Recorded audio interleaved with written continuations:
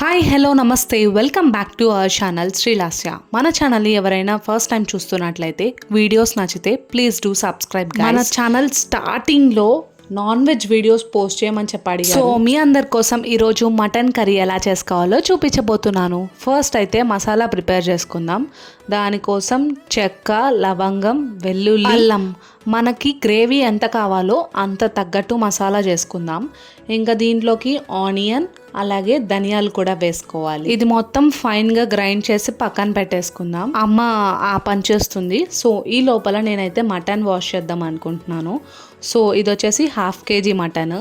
దీంట్లో కల్లుప్పు, పసుపు వేసన్నా వాష్ చేసుకోవచ్చు, లేదంటే మామూలుగానే ఒక 5 to 6 times అలా వాష్ చేయాలి. ఎందుకంటే నీచు వాసన రాకూడదు కదా మనం తినేటప్పుడు. సో నీట్గా అయితే వాష్ చేసి పెట్టేసుకున్నాను.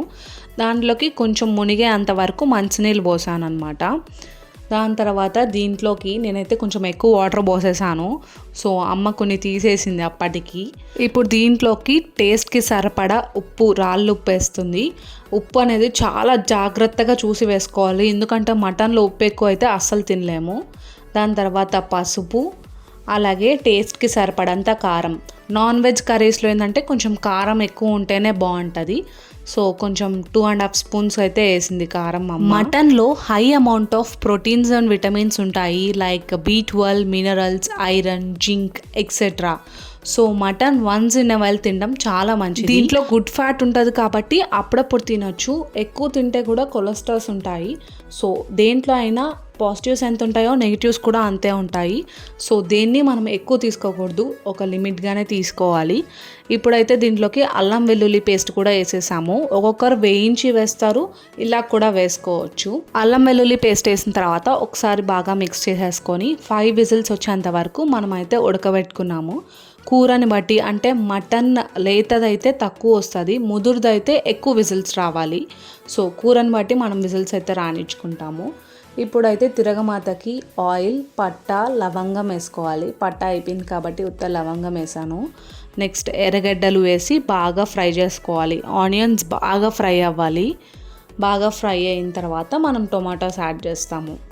కొంతమంది అల్లం వెల్లుల్లి పేస్ట్ని ఫ్రై చేస్తారు, బట్ మా ఇంట్లో మా అమ్మ ఇలానే చేస్తుంది ఎప్పుడు. సో సింపుల్ అండ్ ఈజీగా అయిపోయేది, ఎవరైనా చేసుకోగలరని చెప్పేసి రెసిపీ అయితే షేర్ చేస్తున్నాను. ఆనియన్స్ అయితే ఇలా ఫ్రై అయిపోవాలి బాగా. అప్పుడు కరివేపాకు, టొమాటోస్ యాడ్ చేశాను. ఇవి కూడా బాగా ఫ్రై అయ్యి బాగా స్మాష్ అయిపోవాలి టొమాటోస్. నేనైతే ఎప్పుడు మా అమ్మ మటన్ కర్రీ చేసినా ముందు ఎదురు చూస్తానమాట. యాక్చువల్గా ఇంతకుముందు తినేదాన్ని కాదు, గత 2-3 years నుంచి బాగా అలవాటు చేసుకున్నాను నాన్ వెజ్ని. సో మా అమ్మ చేయడం ఆలస్యం, ఎప్పుడెప్పుడు తిందామా అని ఎదురు చూస్తుంటాను. టొమాటోస్ అయితే ఇలా ఫ్రై అయిపోవాలి, ఆయిల్ తేలుతుంది మీరు గమనిస్తే. దాని తర్వాత మనం ఆల్రెడీ ఉడకపెట్టేసుకున్నాం కదా మటన్ని, చూసారా ఎంత బాగా ఉడికిందో పీసు.